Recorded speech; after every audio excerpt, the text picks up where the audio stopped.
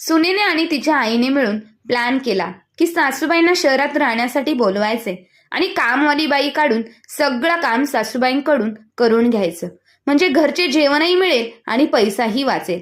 असा स्वार्थी विचार करून सुनेने आपल्या सासूला शहरामध्ये बोलवले आणि सर्व कामे तिच्याकडून करून घेत होती. परंतु हा डाव सुनेचा स्वार्थीपणा जेव्हा सासऱ्यांच्या लक्षात आला तेव्हा कडक सासऱ्याने सुनेला असा काही धडा शिकवला की सुनबाई सुतासारखी सरळ झाली. आणि वयोवृद्ध लोकांनो, जर तुमची मुलं सुना तुम्हाला स्वार्थासाठी काम करण्यासाठी त्यांच्या जवळ बोलवत असतील तर त्यांना तुम्ही अशा प्रकारे धडा शिकवा. दामिनी आणि राजेश यांचे वैवाहिक जीवन मुंबईच्या झगमगाट आणि शहराच्या वेगवान जीवनात अडकलेले होते. दोघेही नवरा बायको नोकरी करणारे होते, त्यामुळे सकाळपासून संध्याकाळपर्यंत ऑफिसच्या धावपळीत व्यस्त असायचे. घरच्या जबाबदाऱ्या सांभाळणे त्यांच्यासाठी एखादे डोंगर चढण्यासारखेच होते. दामिनीला स्वयंपाक करणे कधीच आवडले नाही. लहानपणापासून ती आपल्या आईवर किंवा घरी काम करणाऱ्या बाईवर अवलंबून राहिली होती. लग्नानंतरही तिचा हाच दृष्टिकोन राहिला. एकतर बाहेरून जेवण मागवायचे किंवा कामवाल्या बाईकडून बनवून घ्यायचे. पण हा मार्गही आता तिला कठीण वाटू लागला होता, कारण कामवाल्या बाईचे जेवण केवळ बेचव नव्हे तर त्याची किंमतही गगनाला भिडली होती.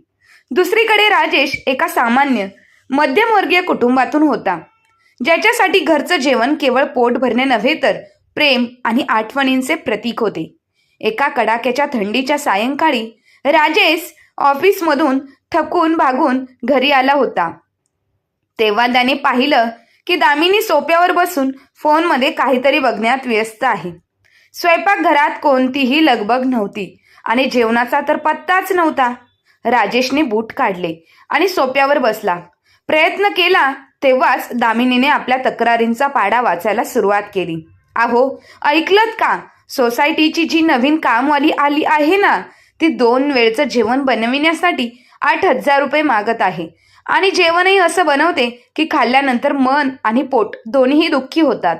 मीठ जास्त, मसाले कमी, भाज्या बेचव. खरंच असे स्वयंपाक बनवणाऱ्या बाईच्या हातचं जेवण खाऊन माझा चेहरा आणि तब्येत दोन्ही बिघडत चालला आहे. आता काय करायचं हेच समजत नाहीये. राजेशने थकलेल्या चेहऱ्यावर हास्य आणले आणि उत्तर दिले, आता मी तरी काय करू? दामिनी, तुला तर स्वयंपाक बनवण्यात जराही रस नाहीये. एक तर बाहेरून मागव किंवा कामवाल्या बाईकडून बनवून घेत राहा. याशिवाय दुसरा कोणताही मार्ग दिसतोय का? त्याच्या आवाजात थोडा चिडचिडेपणा होता, पण तो लपवण्याचा तो प्रयत्न करत होता. दामिनी विषय हलका करण्याचा प्रयत्न करत म्हणाली, सोड यार गोष्टी, तू हे सांग, तुला कोणाच्या हातचं जेवण सर्वात जास्त आवडायचे? राजेशच्या डोळ्यात अचानक एक चमक आली.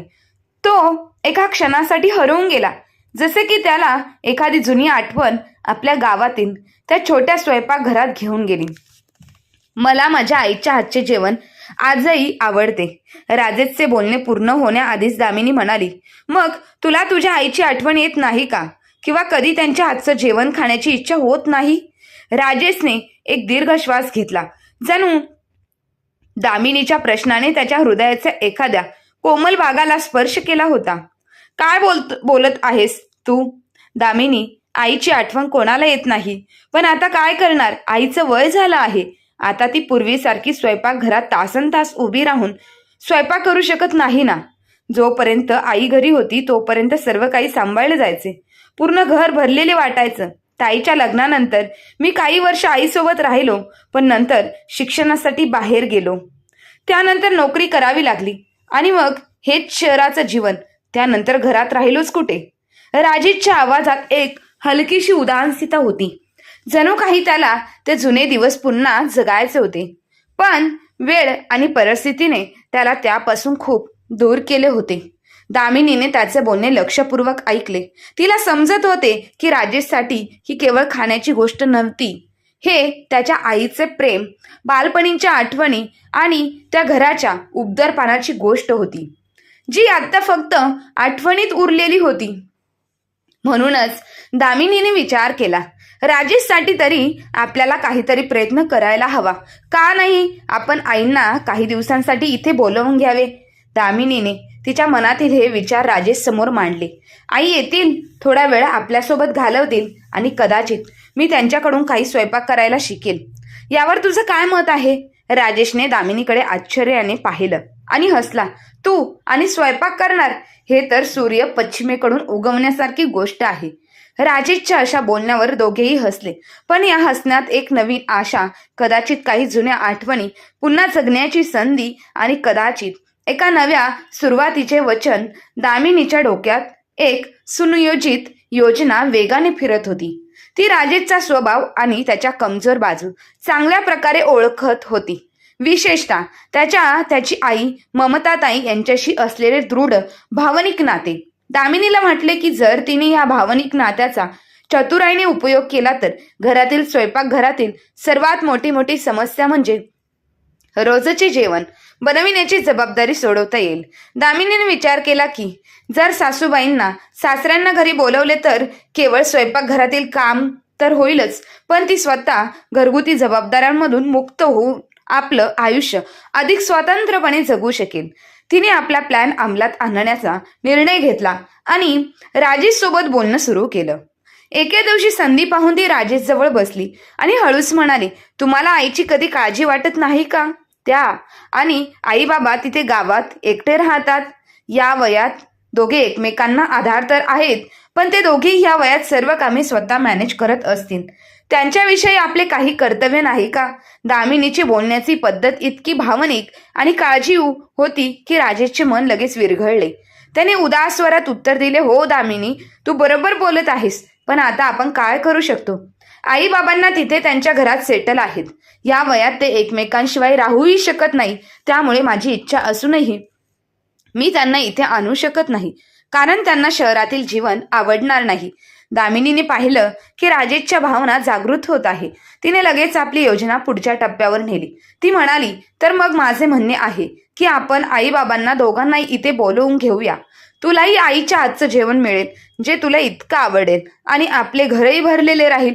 सध्या तर फक्त आपण दोघेच आहोत, त्यामुळे घर किती सुन्न सुन्न वाटतं. जर आई बाबा इथे असतील तर घर कसं बोलकं राहील आणि घराला नवं चैतन्य येईल. दामिनीच्या बोलण्यात इतका आपलेपणा आणि स्नेह होता की राजेशच्या डोळ्यात पाणी आले.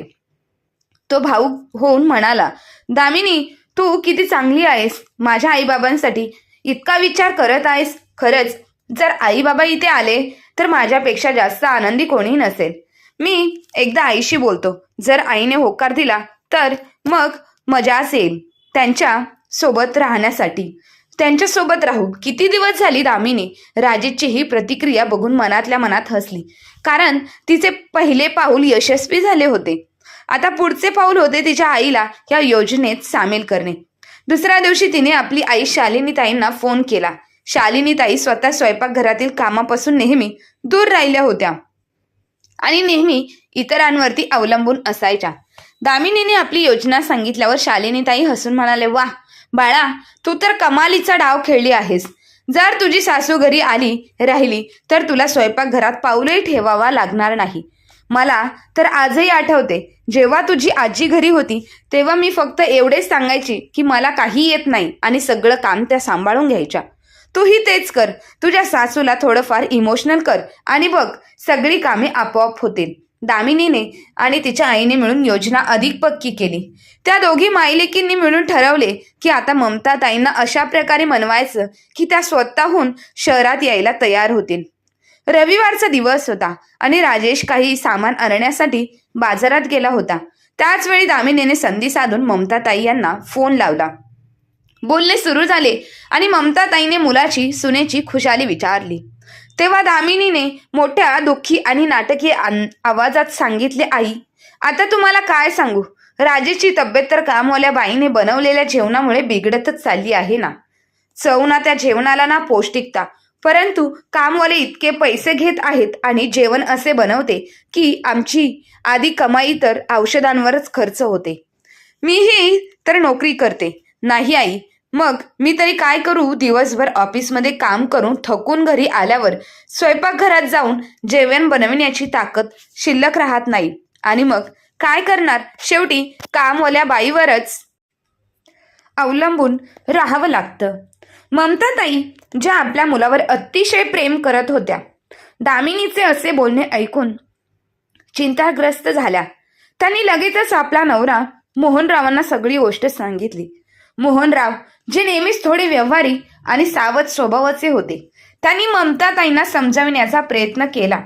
ते म्हणाले, ममता, तू भावनांच्या घरात गडबडीत कोणते तरी पाऊल उचलू नकोस. राजेश आता काही लहान मुले आहेत, तो आपले घर सांभाळू शकतो आणि आजकालच्या पिढीला जुन्या पिढींसोबत राहण्यात अडचण होते, म्हणून आपण त्यांच्यामध्ये पडायला नको. पण ममताताईंमुळे हृदय कुठे मानणार होतं. त्यांनी लगेचच आपली मुलगी रचनाला फोन लावला आणि सगळी गोष्ट तिलाही सांगितली. रचना जी आपल्या वहिनीचा दामिनीचा स्वभाव चांगल्या प्रकारे ओळखत होती. तिने थोडा विचार करून उत्तर दिले. ती म्हणाली, आई, मी तर दामिनीच्या स्वभावाने परिचित आहे. मला वाटते की ती काहीतरी नवीन चाल खेळत आहे, पण मी तुम्हाला तिथे जाण्यास मनाई करणार नाही. आणि राजेश आणि दामिनीमुळे दोघेही नोकरी करतात, त्यामुळे स्वयंपाकघराची समस्या तर येणारच. पण आई, तुझे आणि बाबांचे दोघांचेही तर वय झालं आहे.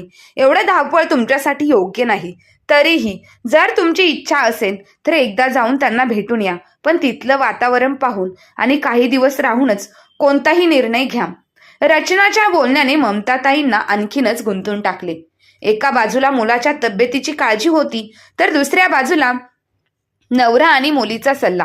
ममताताईने विचार केला की किमान एकदा तरी शहरात जाऊन बघायला हवे. त्याने दामिनीला फोन केला आणि सांगितले, सुनबाई, मी आणि तुझे सासरे एका आठवड्यानंतर शहरात येत आहोत. राजेशच्या तब्येतीची गोष्ट ऐकून मला स्वस्थ बसवत नाहीये. ऐक, आम्ही काही दिवस तुमच्यासोबत राहू, मग बघूया काय करायचं. दामिनी फोनवर आनंदी असल्याचा दिखावा करत म्हणाली, आई, तुम्ही इथे येत आहेत हे ऐकून किती आनंद झाला. तुम्ही काळजी करू नका, आपण सर्व मिळून सर्व काही ठीक करू. दामिनीने फोन ठेवताच ही बातमी आपल्या आईला सांगितली. आई हसून म्हणाली, बघितले की मी म्हणाले होते ना, फक्त थोडं भावनिक नाटक कर आणि बघ तुझी सासू स्वतःहून चालत येईल. आता तू आरामात तुझं आयुष्य जग आणि स्वयंपाकघरातील सगळे कामे तुझ्या सासूबाईंना सांभाळतील. दामिनी मनातल्या मनात हसली. तिची उपाययोजना आतापर्यंत तरी पूर्णपणे यशस्वी झाली होती, पण तिला हेही माहीत होते की सासू सासरे आल्याने घरातील वातावरण बदलणार आहे आणि कदाचित काही नवीन आव्हानेही समोर येतील. तरीही आतापुरती ती आपल्या हुशारीवर खुश होती. मोहनरावांनी 4 दिवसानंतरचे तिकीट काढले आणि दोघेही मुलगा आणि सुनेकडे पोहोचले. त्या दिवशी दामिनीने जाणीवपूर्वक कामवाल्या बाईकडून ममताताईंसाठी जेवण बनवले आणि त्यात तेल आणि मसाला जास्त टाकायला लावला. तिचा हेतू स्पष्ट होता. ममताताईंना हे जेवण इतके तिखट आणि जड लागावे की त्या स्वतः स्वयंपाकघराची जबाबदारी सांभाळतील असे तिला वाटत होते. ममताताईंनी जेवण खाताच त्यांचा चेहरा लाल झाला आणि त्या लगेच म्हणाले, हे काय बनवलं आहे? इतकं तेल आणि मसाला. उद्यापासून तुम्ही लोक हे जेवण खाणार नाही. मी तुमच्यासाठी जेवण बनवेल. दामिनीच्या चेहऱ्यावर एक हलकेसे स्मित हास्य तरळले. तिने वेळेनुसार परिस्थिती ओळखली आणि लगेच कामवाल्या बाईला स्वयंपाकघराच्या जबाबदारीतून मुक्त केले. दामिनीने फक्त भाजी चिरणे आणि इतर लहान सहान कामांसाठी एक नवीन कामवाली ठेवली. आता ममताताई रोज सकाळी लवकर उठून स्वयंपाकघरात काम चालू करत होत्या. त्या मोठ्या प्रेमाने आणि चविष्टीने जेवण बनवत होत्या. राजेशसाठी त्याच्या आवडीचे आंबट तिखट वरण, तर कधी दामिनीसाठी पनीरची भाजी आणि गरमागरम पराठे. आता दामिनीला जणू हवी असलेली संधीच मिळाली होती. ती आपल्या जबाबदाऱ्यांमधून पूर्णपणे मुक्त होऊन ऑफिसला जरी सुट्टी असली तरी दिवसभर आराम करत असे. कधी टीव्ही बघत, कधी फोनवर मैत्रिणींशी तासभर गप्पा मारत, तर कधी सोशल मीडियावर वेळ व्हायला घालवत. वेळ असाच जात राहिला तर जवळपास 6 महिन्यांहून अधिक काळ झाला होता.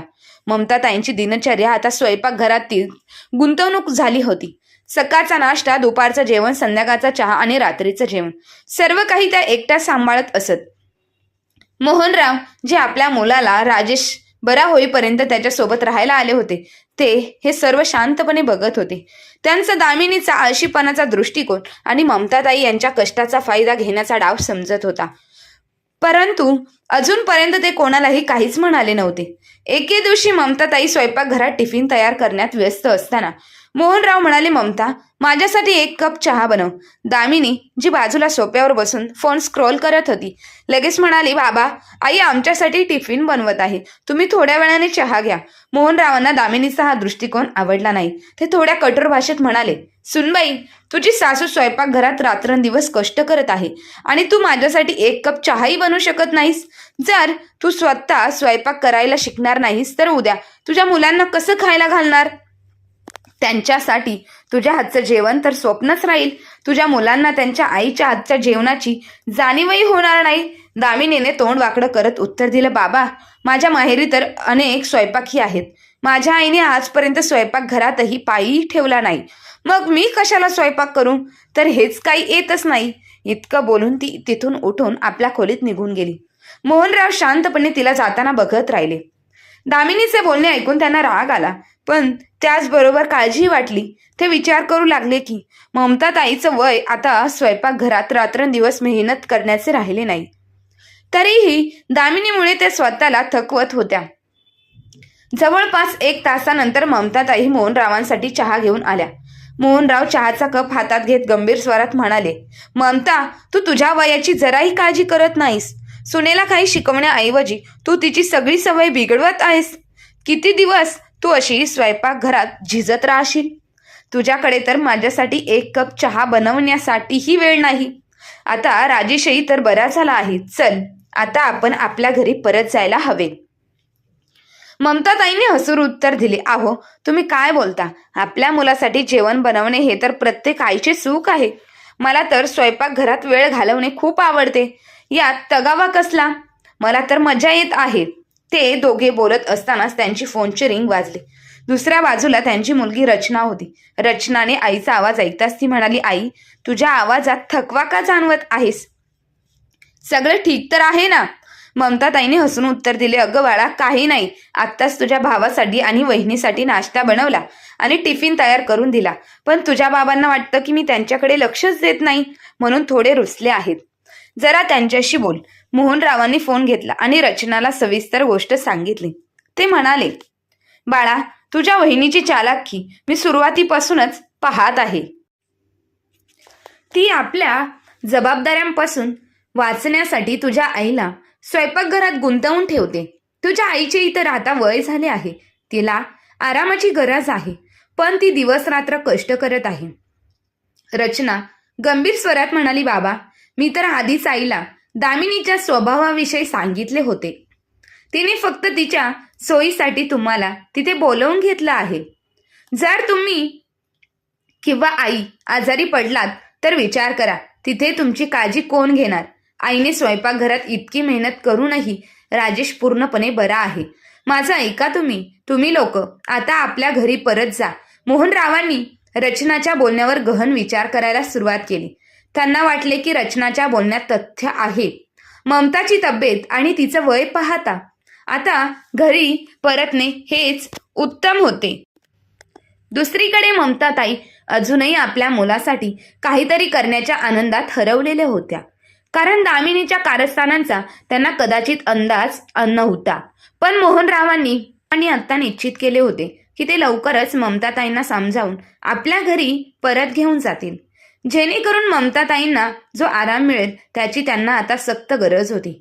मोहनराव आणि ममताताई आपल्या मुलासोबत आणि सुनेसोबत दामिनीसोबत वेळ घालविण्यासाठी त्यांच्या घरी आले होते. पण त्यांच्या मनात एक अव्यक्त वेदना होती. त्यांना आपल्या मुलाशी याबद्दल बोलायचं होतं की आता या घरात त्यांचं मन रमत नाही.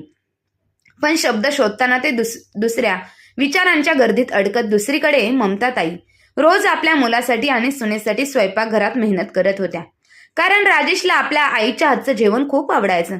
पण ममताताई यांचे वय आता तासनतास स्वयंपाकघरात उभे राहून काम करण्याचे नव्हते.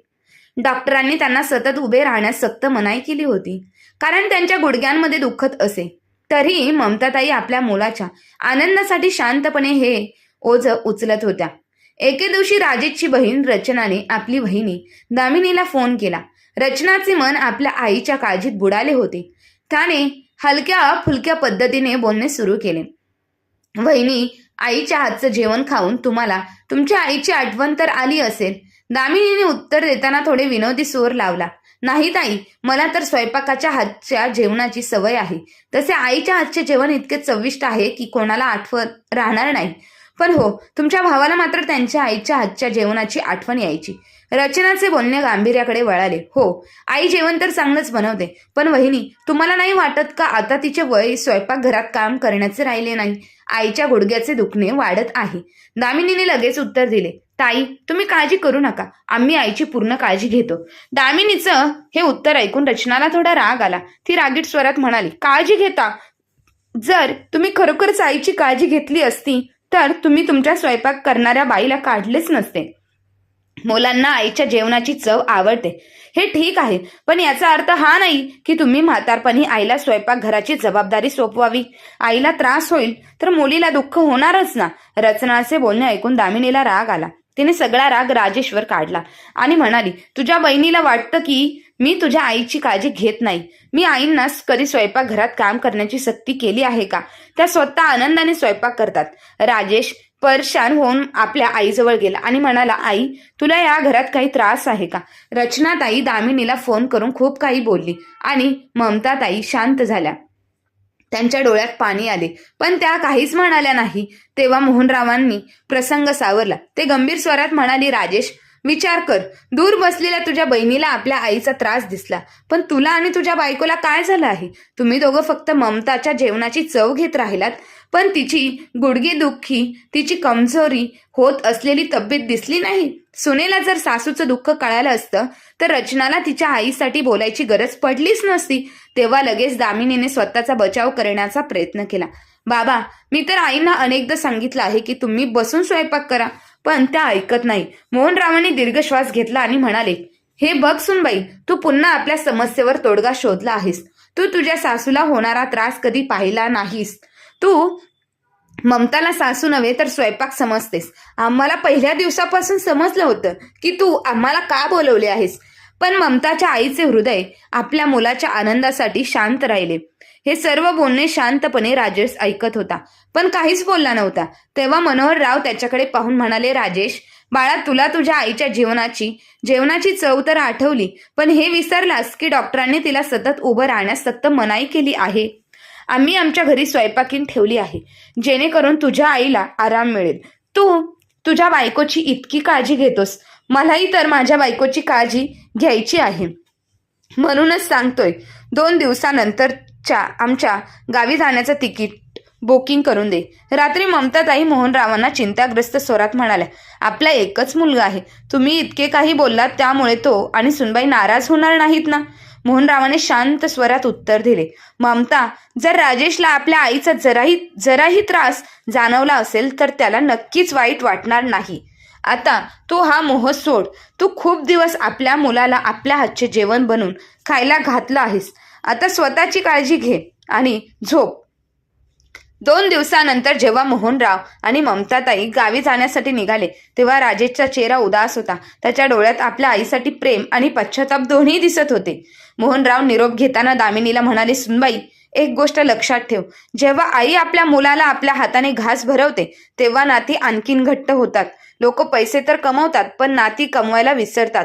स्वयंपाकघरात काम कर, शिकून घे, नाहीतर उद्या तुझी मुलं तुला म्हणतील की तू आम्हाला काय बनवून खायला घालतेस. त्याची चव आम्ही लक्षात ठेवावी. मोहनराव आणि ममताताई गावी निघून आल्यानंतर दामिनीला पुन्हा स्वयंपाक बनविण्यासाठी आणि स्वयंपाकघरातील कामे करण्यासाठी कामवाली ठेवावी लागली. तेव्हा राजेश उदास स्वरात म्हणाला, दामिनी, आई इतके दिवस इथे होतीस तेव्हाच तू तिच्याकडून काही शिकली असतीस तर दामिनीला आता आपल्या चुकीची जाणीव होऊ लागली होती. तिला समजले की ती पैसे तर कमावत होती पण आपल्या कुटुंबासाठी 2 वेळचं जेवण सुद्धा बनवू शकत नव्हती. म्हणून ती हळूहळू स्वयंपाकघरात जाऊन आवडीने जेवण बनवायला शिकू लागली. त्यासाठी तिने स्वतः पुढाकार घेऊन सुरुवात केली. ती ममताताईंकडून फोनवरून रेसिपी शिकली आणि रात्रीचे जेवण स्वतः बनवायला लागली. यामुळे केवळ तिचे आणि राजेशचे आरोग्य सुधारले नाही तर त्यांच्या नात्यातही एक नवी ऊब आली होती. जी ममताताईंना हे कळालं तर त्याच्या आनंदाला पारावरच राहिला नाही. त्या आता फोनवर दामिनीची हिंमत वाढवत आणि तिला दररोज नवीन नवीन रेसिपी शिकवत मध्येच मोहनराव आणि ममताताई आपल्या मुलाला आणि सुनेला भेटायला येत. रचना सुद्धा फोन करून सर्वांची खुशाली घेत असे आणि आपल्या आईच्या तब्येतीबद्दल विचारपूस करत असे. यामुळे त्यांच्यातले नाते अधिकच मजबूत झाले होते. ही गोष्ट केवळ जेवणाची आणि स्वयंपाकाची नव्हती, हे त्या अव्यक्त भावनांची गोष्ट होती ज्या कुटुंबाला जोडतात. दामिनीला आता समजले होते की नाती केवळ घेण्याने नव्हे तर देण्याने बनतात. ती ममताताईंना शिकलेल्या रेसिपी बनवत असे आणि राजेशलाही खायला घालवत असे. त्यामुळे राजेशच्या डोळ्यात तिची जुनी चमक परत आली होती, जे लहानपणी आपल्या आईच्या हातचं जेवण खाताना असायची. ममताताई भले आता आपल्या घरी होत्या, पण त्यांचं हृदय आपल्या मुलासाठी आणि सुनेसाठी नेहमी धडधडत होतं.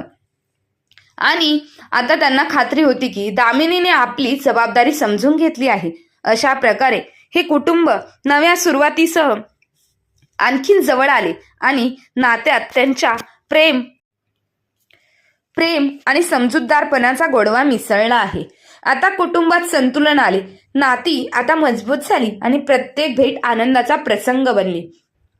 ममताताई खुश होत्या की सून बदलली आणि राजेशला आपल्या आईसोबतच बायकोच्या हातच्या जेवणाची चवही मिळू लागली. ही गोष्ट कुटुंबाच्या त्या मूल्यांची आठवण करून देते, जे वेळेस विसरली जातात, पण खरंच प्रेम त्यांना पुन्हा जिवंत करतो. मित्रांनो, तुम्हाला आजची ही गोष्ट कशी वाटली ते कमेंट करून नक्की सांगा आणि आवडली असेल तर आपल्या चॅनलला लाईक, शेअर, सबस्क्राईब नक्की करा. धन्यवाद.